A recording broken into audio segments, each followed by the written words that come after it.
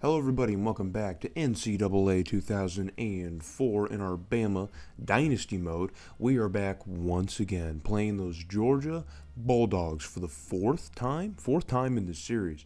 We played them twice in our first year, once, of course, in the regular season and then in the SEC Championship, and then we played them last year. And we finally beat them last year. And so this is going to be our fourth matchup against the Bulldogs. And we are back on the road once again in Athens, Georgia. And this one has quite a bit of stakes to it. I think we've been ranked pretty close to each other in the previous matchups before. I actually think the SEC Championship was a 9-10 game, or maybe 12-13. I can't remember, but I think we were back to back in the rankings one of the times that we did play before. So this is familiar territory for both of our teams, I guess you could say, heading into this matchup with a lot of stakes really on the line. Because you could really torpedo the either season with a big win today. I mean, I think probably already with the loss, the BCS might be out of reach, but it is still possible, I guess, if you win out. If you lose early enough and win out, you can still, I guess, maybe potentially make it if you get up to like 3 or 4 in the last couple weeks of the season.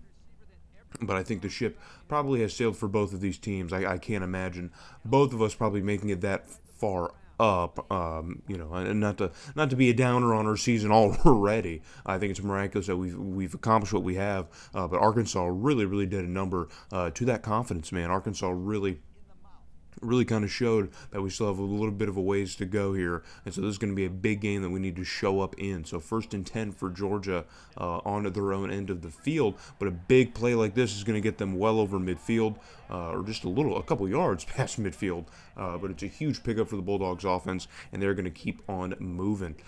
This rivalry hasn't been a humongous high-scoring affair here, but Georgia's already moving pretty quick to start things off. Pressure is on to Georgia's quarterback, but he gets rid of it, and in double coverage at least, maybe triple coverage even, the receiver is able to come down with it. So Georgia's got a lot of named players. I didn't notice this when I recorded. I think their quarterback, they still have a returning quarterback, but it looks like their receiving core might be some newer guys. Kind of a similar situation maybe to how our team is constructed, since we still have a returning quarterback from year one, and we're working with a lot of DBs and receivers that we've recruited. So our defense has forced a 3rd and long now for the Bulldogs. We have a chance to get not just their offense off the field, but get our boys off the field. The quarterback's going to roll out and takes a deep shot to the end zone, overshoots it quite a bit, throws it right into one of our DBs, a couple of yards past the receiver. So they're going to bring out the kicking team to try and nail home this very long field goal. The kick is up, and it is good. So Georgia must have spent some resources on the kicking department, because that is a very long field goal. That had to at least have been, maybe 45 at least, I think. But either way, the first quarter is going to come to a close, and Georgia's field goal is going to be the only points to speak of in that quarter. So our offense is struggling early on, so Georgia's going to have another shot with the football. Pressure again in the quarterback's face, but he gets rid of it just in time, and it is a huge pickup to get Georgia into Crimson Tide territory. So we're getting pressure on the quarterback. We're just not getting home and getting him on the ground. So another short yardage situation for Georgia, and they're going to pick it up with a very nice play to the outside here. A nice little out route along the sidelines is going to get them the first down. So they're moving backwards, though, and on 2nd and 16, they're going to pick up just enough again, man. So we are really struggling on this end of the field here on this drive here. We've had Georgia kind of where we wanted them with some rough drives, and now another 3rd down for the Bulldogs offense from about the 7 or 8 yard line, and they just about pick it all up again. But hold on, there is a flag on the field. So, and we're going to get called for pass interference. So, not only did Georgia still manage to get the completion and get brought down just about at the 1 yard line, the pass interference is going to give them an automatic first down and put the ball back at the 2 yard line. So, on the very next play, it's going to be a handoff, and in the end zone goes the Bulldogs. So, it's all Georgia right now. It is all Georgia right now, as Georgia manages to eat up most of the rest of the first half here to get those points. So 10-0 is your score here, just under a minute, and we're finally moving the ball in Georgia territory, and it's a humongous completion from number 12 to Carroll, who hauls that one in inside the 5. And so now we're going to try and run the hurry up here. The clock is stopped because of the first down, but we need to get to the line of scrimmage here. No spike. We're just going to try and run another play. And 12 is absolutely crumbled as the pressure from Georgia. They send the whole kitchen sink to try and avoid the touchdown being scored. But 12 was able to find Spears in just the nick of time as he was absolutely hammered. And I can't believe that ball even got out. You'd think that one would either be like a fumble or just kind of like an incompletion or something. But Spears, with the concentration, was able to catch that football kind of disrespectfully. Just threw it at the defender. Did you see that? Just kind of flipped it right at him. That's like what Jameson Williams did in the Thanksgiving game, if you watch that Lions game.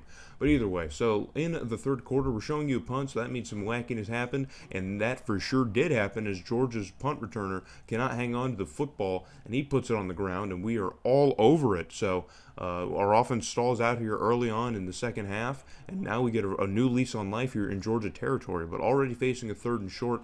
Number 12 rolls into some pressure here, but unloads it. And I think it was Carroll again who we found across the middle for another humongous completion and gets down to about the 10-yard line. So after another 3rd down here, almost facing another dead-end drive here, we finally get a new lease on life and have another opportunity to add some points and erase this deficit that we've been playing from behind for a lot of this game now. So in 2nd and 2 and I formation, we're going to try and give it to 33 to finish the job. He finds an opening to the outside on the left side of the field and gets into the end zone for the touchdown. So we do manage to score again.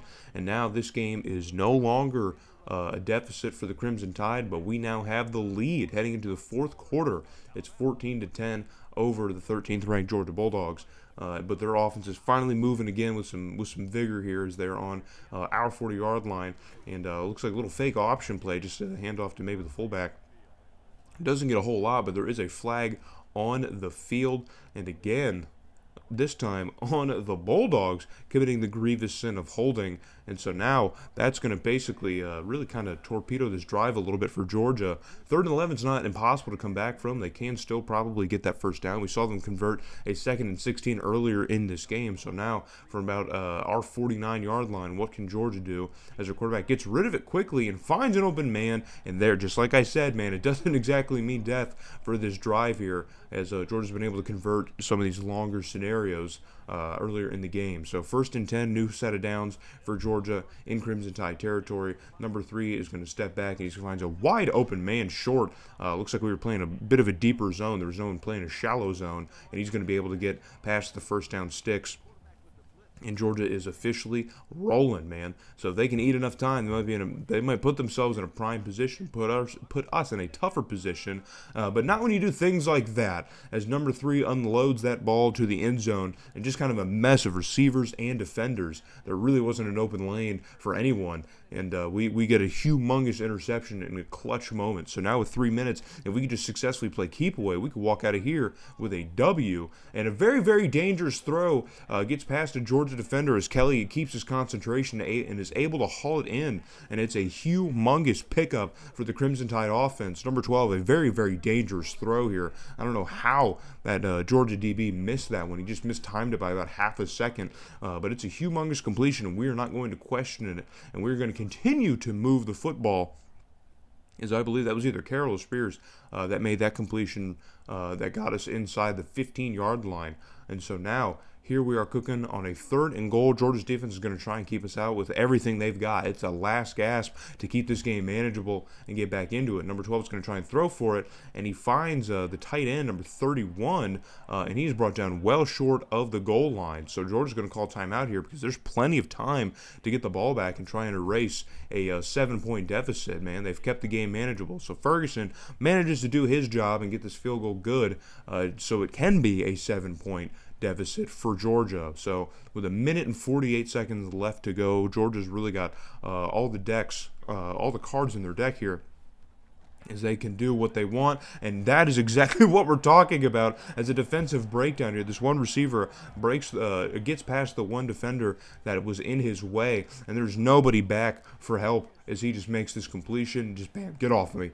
I don't know how. What was the tackling there, guys? We're gonna have to hit up tackling drills in practice after this game, because I don't know how you let something like that happen. So Georgia had a minute and 48 seconds left. They only took probably about 30 to 40 seconds of that to score. So now we find ourselves in a tie ball game with 44 seconds. 3rd and 16. Our drive is about over. Number 12 avoids the pressure and finds Kelly along the sideline, wide open. Drops that one into the bucket here past midfield.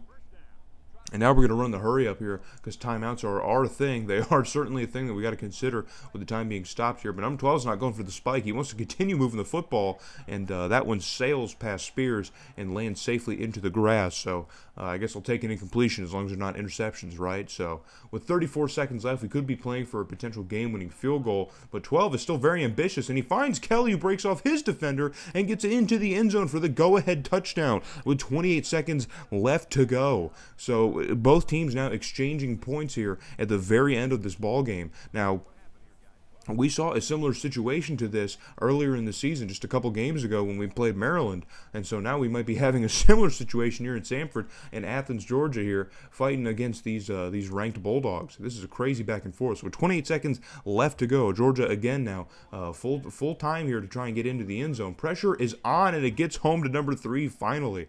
I think we've had a couple sacks in this game that I've edited out, but finally it's good to just see one and know that the pressure is getting home as Georgia's offense is getting just a little bit more desperate here. They have a little bit less time to work with, wasting a ton of time. They're going to go for a spike play for some reason. I think it'd probably be smarter to try and run up another play from that position instead of wasting the time. But regardless, hey, man, 11 seconds left, so they only have about 1 or 2 really good plays in them. And it's another, well, it's not a sack. He did get rid of the football, but we do get to the quarterback off of the edge and force some pressure here and avoid a huge play downfield. So 4th and 18 now for the Bulldogs, just 7 seconds left to work here. Quarterback again rolling in the pocket, and he gets rid of it, and it's a wobbler to a receiver, and it is caught. It looks like they're going to give him the first down, so there's time, I guess, to set up and maybe try and get to the line of scrimmage, but by the time they get there, it's not going to work. So the time's going to expire, and that is going to end this ball game. We managed to end up on top, and geez, man, it's a doozy. We're winded over here, man, after a game like that. These back and forth exchanges in the fourth quarter, man, just got me scratching my head, man. Where's this kind of offense explosion in the beginning of the game? We got to definitely start a lot better, man, and finish a lot cleaner. And we cannot keep struggling the way that we do to get points going early on in the ball game. So, but still, man, this is a great win for Sick Naban and the boys. This is back-to-back wins over the Georgia Bulldogs, and we know that Georgia's probably in a good position to get to the SEC title yet again, because that's what they've done the last couple of years. I think. Well, they definitely did it year one. I'm pretty sure they were there last year as well. So. This is a humongous win in conference for us, a huge win over a very important team, even though we lost probably the most important game in the last video against the Razorbacks. So SEC title odds, you'll just have to keep an eye on those as we move forward. So number 12 has himself a pretty amazing game, over 300 yards and 2 touchdowns. Completion percentage also really good here. Didn't run the football very well. We don't normally do that against Georgia in general, so not super worried. Kelly, man, absolutely. Have yourself a game. Have yourself a game. Only 3 receptions, but over 126 yards. We will happily take results like that. Number 8, of course, leading the charge in terms of sacks, TFLs, and tackles overall. And Ferguson, man, a very clutch kick from Ferguson that even got us in the position. So coming out of that game now, we sim our next 2 games and pick up huge wins against Wyoming and Ole Miss. Ole Miss is struggling this year. Normally that's a much tougher game. And because of that, we move up into number 8. Georgia hasn't lost since us either, so they're at number 9. So we're still back-to-back in the rankings, but we're heading into another tough game on a yearly basis that's been pretty tough for us. I think we simmed it last year, but this year it is back to being a tough matchup as the Tennessee Volunteers are ranked 18th. They are 5-2, so it's another very tough home game, and we're going to need everyone back in Tuscaloosa, man, to take on these tough-ranked Tennessee Volunteers.